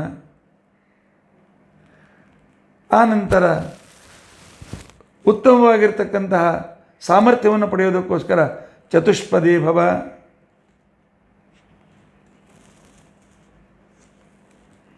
ಪ್ರಜಾಭ್ಯ ಪಂಚಪದಿ ಭವ, ಉತ್ತಮ ಸಂತಾನಕ್ಕೋಸ್ಕರ ನಾಲ್ಕನೇ ಹೆಜ್ಜೆಯನ್ನು ಐದನೇ ಹೆಜ್ಜೆಯನ್ನು ಜೊತೆಯಲ್ಲಿಡೋಣ. ಋತುಭ್ಯ ಷಟ್ಪದಿ ಭವ, ಎಲ್ಲ ಋತುಗಳ ಸುಖವನ್ನು ಪಡೆಯೋದಕ್ಕೋಸ್ಕರ ಆರನೇ ಹೆಜ್ಜೆಯನ್ನು ಜೊತೆಯಲ್ಲಿಡೋಣ. ಸಖಾ ಸಪ್ತಪದಿ ಭವ, ಉತ್ತಮವಾದಂಥ ಇಬ್ಬರಲ್ಲಿ ಪರಸ್ಪರ ಪ್ರೀತಿಯಿಂದ ಕೊನೆಯವರೆಗೂ ಇರೋಣ, ಸಮಾಜಕ್ಕೆ ಆದರ್ಶರಾಗೋಣ, ತಂದೆ ತಾಯಿಗಳ ಸಂರಕ್ಷಣೆ ಮಾಡೋಣ, ಹಿರಿಯರ ಸಂರಕ್ಷಣೆ ಮಾಡೋಣ, ಸನ್ಯಾಸಿಗಳ ಸಂರಕ್ಷಣೆ ಮಾಡೋಣ, ಬ್ರಹ್ಮಚಾರಿಗಳಿಗೆ ನಾವು ಪೋಷಕರಾಗೋಣ, ಸಮಾಜಕ್ಕೆ ನಮ್ಮಿಂದ ಒಂದು ವಿಶೇಷವಾದ ಕೊಡುಗೆ ಸಿಗಲಿ ಅಂತ ತಿಳ್ಕೊಂಡಂಥೇಳಿ ಪ್ರಾರ್ಥನೆ ಭಾಳ ಸಂಕ್ಷಿಪ್ತವಾಗಿ ನಾನು ಹೇಳಿದ್ದೇನೆ. ಈ ಪ್ರಾರ್ಥನೆ ಇದೆ ವಿವಾಹ ಸಂಸ್ಕಾರ. ಈ 16 ಸಂಸ್ಕಾರಗಳನ್ನು ಪಡೆದ ವ್ಯಕ್ತಿ, ಆ ವ್ಯಕ್ತಿ ಶ್ರೋತ್ರಿಯ ಅಂತ ಅನಿಸ್ಕೊಳ್ತಾನೆ, ಆಶೀರ್ವಾದಾದಿಗಳನ್ನು ಮಾಡುವ ಸಾಮರ್ಥ್ಯವನ್ನು ಪಡಿತಾನೆ. ಆನಂತರ ತನ್ನ ಜೀವನವನ್ನು, ಸಮಾಜ ಜೀವನವನ್ನು, ತನ್ನ ಮಕ್ಕಳ ಜೀವನವನ್ನು ಕೂಡ ಸುಖಮಯವನ್ನಾಗಿ ಮಾಡ್ತಾನೆ. ಹೀಗೆ ದೋಷ ನಿವಾರಣಾ ಪೂರ್ವಕ ವಿಶೇಷ ಶಕ್ತಿ ಆಧಾನಪೂರ್ವಕವಾದಂತಹ ಈ 16 ಸಂಸ್ಕಾರಗಳನ್ನು ಅರ್ಥ ತಿಳಿದುಕೊಂಡು ಆಯಾ ಕಾಲದಲ್ಲಿ ಆಯಾ ಯೋಗ್ಯ ಸಮಯದಲ್ಲಿ ಈ ಸಂಸ್ಕಾರಗಳನ್ನು ನಾವು ನಮ್ಮ ಮಕ್ಕಳಿಗೆ ಕೊಟ್ಟರೆ ಆಗ ತಂದೆ ತಾಯಿಗಳನ್ನು ತನಿಸ್ಕೊಳ್ತೇವೆ. ಇಂಥ ಅದ್ಭುತವಾದಂತಹ ಸಂದೇಶಗಳನ್ನು ಜಗತ್ತಿಗೆ ಪ್ರತಿ ಪ್ರವಚನದಲ್ಲಿ ಕೊಡ್ತಕ್ಕಂತಹ ನಮ್ಮ ಗುರುಗಳಾಗಿರ್ತಕ್ಕಂಥ ಮಹಾಸ್ವಾಮಿಗಳಾದ ಶ್ರೀ ಶ್ರೀ ಸತ್ಯಾತ್ಮತೀರ್ಥ ಶ್ರೀಪಾದಂಗಳವರು ಸಮಾಜದ ಒಂದು ವಿಶಿಷ್ಟವಾದಂಥ ಪ್ರತಿಯೊಂದು ಪ್ರವಚನದಲ್ಲಿ ಅತಿ ಶಾಸ್ತ್ರೀಯವಾದ ವಿಷಯಗಳನ್ನು ಹೇಳ್ತಾ ಸಮಾಜದ ನ್ಯೂನಾತ ರೇಖೆಗಳನ್ನು ಹೇಳಿ ಹೇಗಿರಬೇಕು ಅಂಥೇಳಿ ಲಕ್ಷಾವಧಿ ಕುಟುಂಬಗಳನ್ನು, ಲಕ್ಷಾವಧಿ ವ್ಯಕ್ತಿಗಳಿಗೆ ಉತ್ತಮವಾದ ಸಂಸ್ಕಾರವನ್ನು ಕೊಟ್ಟಿರ್ತಕ್ಕಂಥ ಆ ಗುರುಗಳ ಆಜ್ಞೆಯಿಂದ ಏನೋ ಕೆಲವು ಸಂಕ್ಷಿಪ್ತ ಮಾತುಗಳನ್ನು ಸಂಸ್ಕಾರ ತಿಳಿಸಲಿಕ್ಕೆ ನಾನು ಪ್ರಯತ್ನ ಮಾಡಿದ್ದೇನೆ. ತಪ್ಪಿದ್ದರೆ ನನ್ನದು, ಇದರಲ್ಲಿ ಏನಾದರೂ ಒಳ್ಳೆಯ ಸಂದೇಶ ಗುಣ ಇದ್ದರೆ ಮಹಾಸ್ವಾಮಿಗಳದು ಅಂತ ಹೇಳ್ತಾ ಈ ಸೇವೆಯನ್ನು ಅವರ ಪಾದಾರವಿಂದಗಳಿಗೆ ಸಮರ್ಪಣೆ ಮಾಡ್ತೇನೆ. ಶ್ರೀಕೃಷ್ಣ ಅರ್ಪಣಮಸ್ತು.